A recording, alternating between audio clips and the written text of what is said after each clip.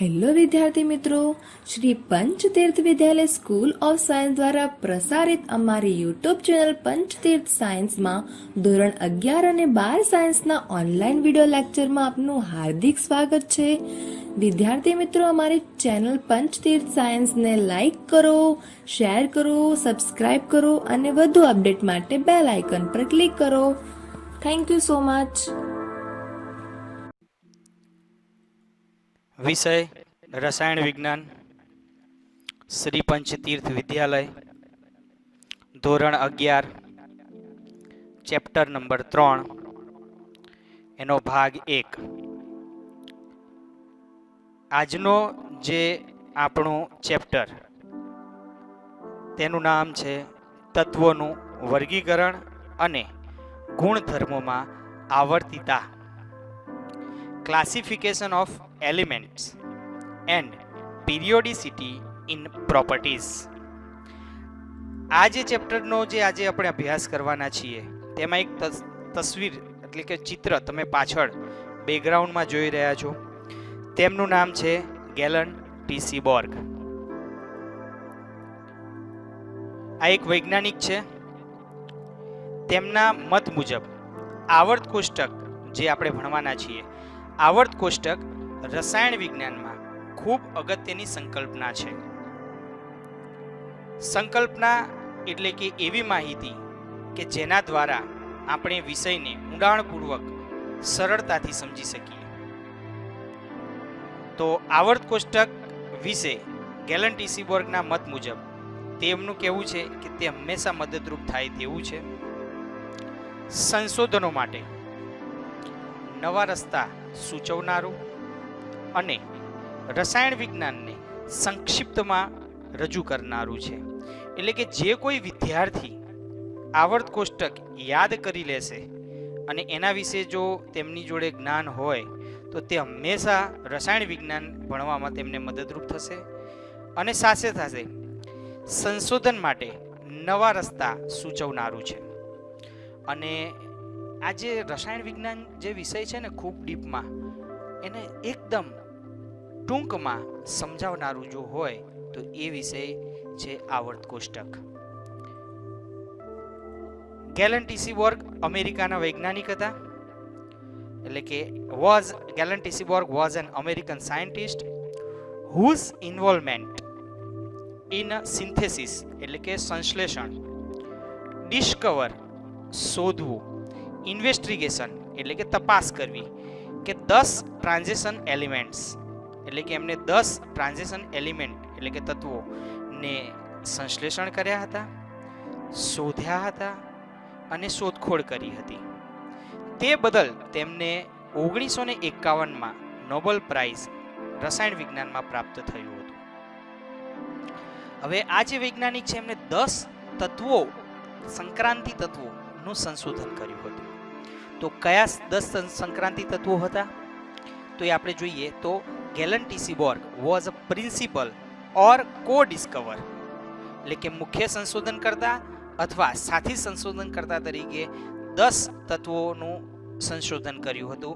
તો તેમાં છે પ્લુટોનિયમ, અમેરિકિયમ, કેલિફોર્નિયમ, ક્યુરિયમ, બર્કેલિયમ, આઇન્સ્ટાઇનિયમ, ફર્મિયમ, મેન્ડેલિવિયમ, નોબેલિયમ અને જે છેલ્લું તત્વ છે સીબોર્ગિયમ.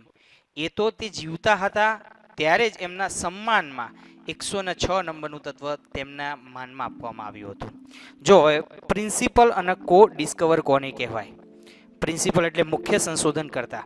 તો આ જે એક સંશોધન પત્ર છે, આ સંશોધન પત્રમાં પ્રથમ નામ આપેલું છે એને પ્રથમ સંશોધન કરતા કહેવાય અને દ્વિતીય નંબર પર હોય એને કો ડિસ્કવર એટલે કે દ્વિતીય સંશોધન કરતા તરીકે ઓળખવામાં આવે છે. બરાબર. તો એ ગેલન ટી બોર્ગે પ્રિન્સિપલ તરીકે અને કો ડિસ્કવર તરીકે 10 તત્વો શોધ્યા હતા.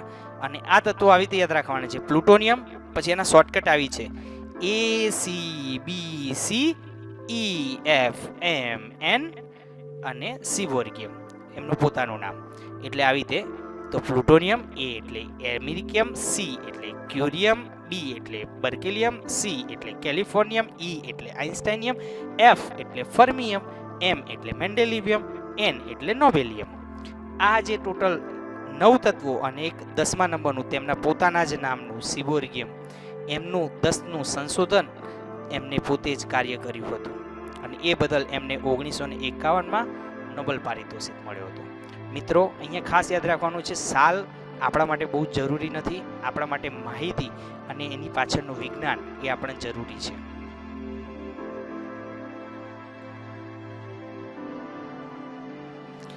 તત્વોનું વર્ગીકરણની આવશ્યકતા.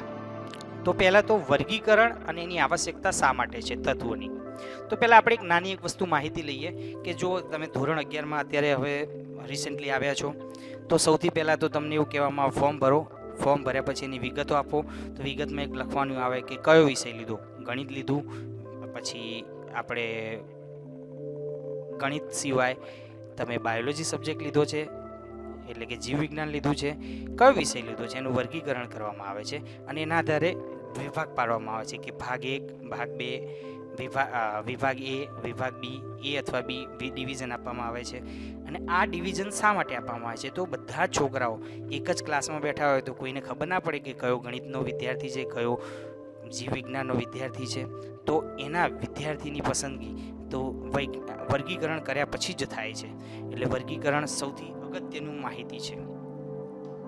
તો તત્વનું વર્ગીકરણની આવશ્યકતા શા માટે ઊભી થઈ? તો એનું કારણ હતું કે જ્યાં સુધી 1800ની સાલ ચાલતી ને ત્યાં સુધી માત્ર 31 તત્વો જ જાણીતા હતા ખરા ખાસા બધા તત્વો, પણ જાણીતા તત્વો તરીકે 31 તત્વો જ રહેતા હતા. હવે જેમ આગળ ગયા તેમ 1865માં તત્વોની સંખ્યા વધીને 63 થઈ ગઈ. એટલે કે માત્ર 65 વર્ષની અંદર 32 તત્વો વધી ગયા. પહેલા 31 જ જાણીતા હતા, એના વતી ડાયરેક્ટ સંખ્યા કેટલી થઈ ગઈ? ડબલ કરતા એક વધારે, એટલે કે 32 તત્વો બીજા વધીને કુલ સંખ્યા 63 થઈ ગઈ. તો વિચાર કરો કે 1800ની સુધીમાં તો ફક્ત 31 અને પછી સીધા 65માં 63. હવે તત્વોની સંખ્યા વધતી જતી હોવાથી વર્ગીકરણની જરૂરિયાત ઊભી થઈ. બીજું, તત્વો અને તેમની અસંખ્ય સંયોજનના રાસાયણિક ગુણધર્મો વ્યક્તિગત રીતે અભ્યાસ અતિ મુશ્કેલ જણાતો હતો. માની લો કે કોઈ વ્યક્તિ એક તત્વ વિશેનો અભ્યાસ કરે, બરાબર, તો એક આખું વર્ષ નીકળી જાય. અને માની લો કે તમે 32 તત્વો કે 63 તત્વો વિશે અભ્યાસ કરો ને તો 2 વર્ષ કે 3 વર્ષ નીકળી જાય ખાલી એક તત્વોના અભ્યાસ વાંચો. તો એ આપણને બીજો કે વિષયનું જ્ઞાન આપણને મેળવવા માટે થોડું નડતરરૂપ થાય. એટલે આપણે શું કરવું પડે કે એમને વર્ગીકરણ કરીએ તો સરળતાથી સમજી શકીએ.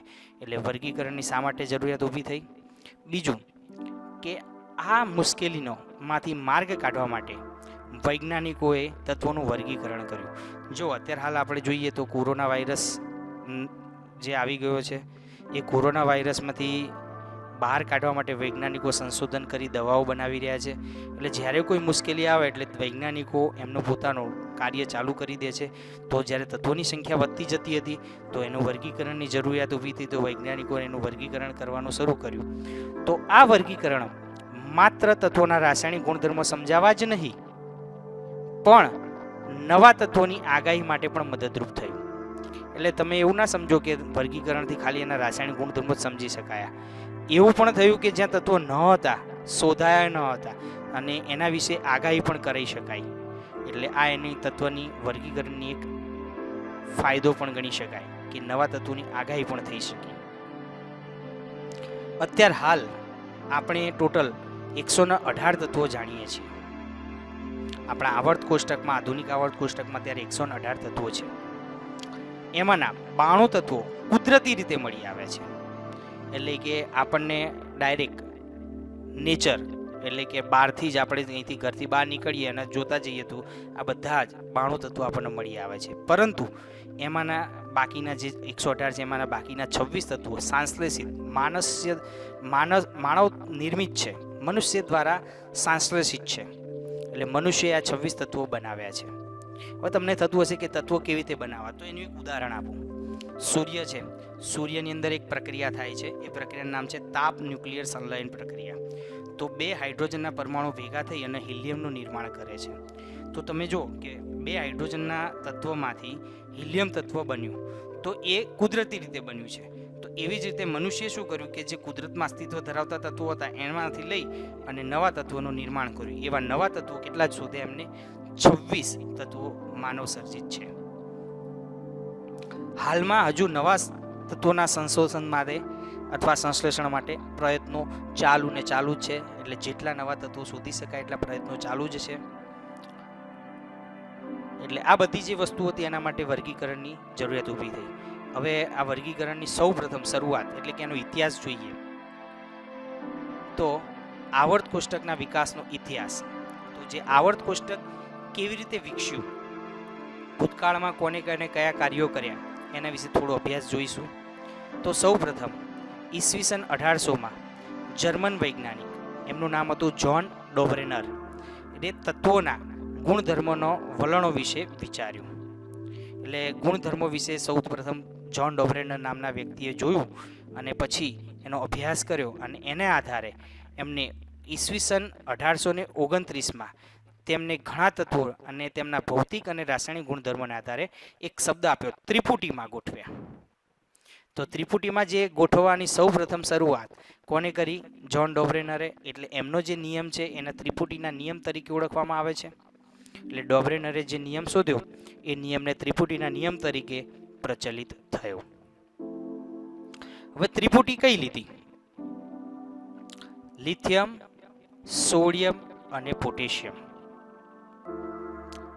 હવે આ ત્રણ તત્વો છે એ કેવા દેખાય છે? તો એ મૃદુ છે અને પ્રતિક્રિયાત્મક ધાતુઓ હોવાથી સમૂહમાં એક સાથે હતા. મૃદુ એટલે શું? તો આપણે જે સ્પંજ જોઈએ છે એને મૃદુ કહેવાય છે. અને પ્રતિક્રિયાત્મક એટલે ખૂબ જ ત્વરિત રાસાયણિક પ્રક્રિયા દર્શાવે એવી માહિતી, પણ એના ત્વરિત પ્રતિક્રિયાત્મક કહેવામાં આવે છે. સપોઝ એક ઉદાહરણ આપો, પાણીઓ એને સળગાવો અને કેરોસીન એને સળગાવો, તો કેરોસીનને સળગાવતા ફટ કરતું સળગી જશે. તો એનો મતલબ એવો થયો કે પાણી ત્વરિત આંખ સાથે પ્રક્રિયા નથી કરતું, પરંતુ કેરોસીન ત્વરિત પ્રતિક્રિયાત્મક દર્શાવે છે. એટલે પ્રતિક્રિયાત્મકતા એટલે શું? કે જે ઝડપીથી પ્રક્રિયા દર્શાવે. એટલે કે લિથિયમ, સોડિયમ અને પોટેશિયમ એ મૃદુ છે સ્વભાવે અને પ્રતિક્રિયાત્મક તત્વો છે. એટલે આ બધાની એક જોડકું બનાવ્યું. હવે જોડકું બનાવ્યું તો એમને એક માહિતી મેળવી.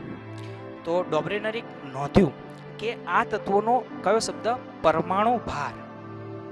આ તત્વો માટે કયો શબ્દ વાપર્યો? પરમાણુ ભાર. પરમાણુ ભારના આધારે ગોઠવવામાં આવ્યા હતા. હવે એમને કેવી રીતે કર્યું? તો આ જે ત્રણ તત્વો છે એમાં પહેલા જોઈ લઈએ. લિથિયમનો પરમાણુ ભાર 7 છે, પોટેશિયમનો પરમાણુ ભાર 39 છે, 7 અને 39 થાય 46, અને સોડિયમનો પરમાણુ ભાર છે 23. એટલે 46 ભાગ્યા 2 કરીએ એટલે 23 થાય. તો સોડિયમના પરમાણુ ભાર જેટલું થયું. તો આ એવું સૂચવે છે ત્રિપુટીનો નિયમ કે પરમાણુ ભારને આઠવે ગોઠવવામાં આવ્યા હતા. ત્યારે ત્રિપુટીના બીજા સભ્યનો પરમાણુ ભાર, એટલે જે 3 જોડકા એમાં બીજા નંબરનું તત્વ સોડિયમ, એટલે કે બીજા તત્વનો પરમાણુ ભાર પહેલા અને ત્રીજા, પહેલા એટલે લિથિયમ અને ત્રીજા એટલે પોટેશિયમ, એટલે કે પહેલા અને ત્રીજાના આશરે સરેરાશ ભાર જેટલો હતો. પહેલા અને ત્રીજાનો સરવાળો કરો અને એના ભાગ્યા 2 કરો, એના જેટલો આપણને સોડિયમનો પરમાણુ ભાર મળે. આ જ નિયમ સૌ પ્રથમ સૂચવ્યો એ નિયમને ત્રિપુટીના નિયમ તરીકે ઓળખવામાં આવ્યો. એટલે ત્રિપુટીનો નિયમ શું છે? તો કે બીજા સભ્યનો પરમાણુ ભાર એ પહેલા અને ત્રીજાના આશરે સરેરાશ પરમાણુ ભાર જેટલો હતો, એને ત્રિપુટીનો નિયમ તરીકે પ્રચલિત થયો. પરંતુ ખૂબ ઓછા તત્વો માટે જોવા મળેલો હતો. એટલે આ એક માહિતીને સંજોગ ગણી નામંજૂર કરવામાં આવી. ગુજરાતીમાં એક કહેવત છે ને કે કાગડાનું બેસવું અને ડાળનું ભાગવું, એવું થયું. એટલે એમને જે પરમાણુ ભારનો જે નિયમ આપ્યો, ત્રિપુટીનો નિયમ આપ્યો, એ માત્ર સંજોગ ગણી અને એમને અવગણી દેવામાં આવ્યો. જો ત્રિપુટીનો નિયમ શું હતો આપણે જોઈએ પહેલા. તો ત્રિપુટી કઈ હતી? લિથિયમ, સોડિયમ અને પોટેશિયમ પરમાણુ ભાર 7 અને 39, એનો સરવાળો કરો, એના ભાગ્યા 2 કરો એટલે 23 આવે. તો આ પરમાણુ ભારના નિયમના આધારે બીજી એક એવી ત્રિપુટીની આપેલી છે કેલ્શિયમ, સ્ટ્રોન્શિયમ અને બેરિયમ. Calcium, સ્ટ્રોન્શિયમ, barium. તો કેલ્શિયમનો પરમાણુ ભાર 40, સ્ટ્રોન્શિયમનો 87, બેરિયમનો 137. એટલે 137 વત્તા 40 કરો, એના ભાગ્યા 2 કરો એટલે 88.5 આવે. એ જ રીતે બીજી એક ત્રિપુટી હતી ફોસ્ફરસ, આર્સેનિક, એન્ટીમની. તો 31, 122, બેનું ટોટલ કરો, ભાગ્યા 2 કરો, 75ની બાજુમાં 76.5 આવે. પછી બીજું એસએસિટેપો, એટલે સલ્ફર, સેલેનિયમ અને ટેલુરિયમ. એના માટે પણ આ ત્રિપુટી જોઈ તો 78, 80ની આજુબાજુ આવે. પછી ક્લોરિન, બ્રોમિન અને આયોડિન 35.5, 127, એનું ટોટલ કર્યું 81.25 મળ્યું, અને જે બ્રોમિનના પરમાણુ ભાર જેટલું હતું. તો આ જ ત્રિપુટીનો જે નિયમ આપ્યો એ ત્રિપુટીનો નિયમ આપણે અહીંયા જોઈએ છીએ. અને એ ત્રિપુટીનો સૌ પ્રથમ નિયમ જ્હોન ડોબરેનરે આપ્યો હતો અને આને એક માત્ર સંજોગ ગણી અવગણી દેવામાં આવ્યો. તો આજે આપણે જે અભ્યાસ કર્યો, સૌપ્રથમ આવર્ત કોષ્ટકના વિકાસનો ઇતિહાસ, એમાં સૌપ્રથમ વૈજ્ઞાનિક જ્હોન ડોબરેનર અને એમનો ત્રિપુટીનો નિયમ. ત્રિપુટીનો નિયમ એ હતો કે બીજા તત્વોનો પરમાણુ ભાર પહેલા અને ત્રીજા તત્વના સરેરાશ પરમાણુ ભાર જેટલો હોય છે, જે અહીંયા સંકેત સ્વરૂપમાં લખાયેલું છે. પહેલા અને ત્રીજાના સરેરાશ પરમાણુ ભાર જેટલો હોય છે. કોનો? બીજા તત્વનો પરમાણુ ભાર. Thank you.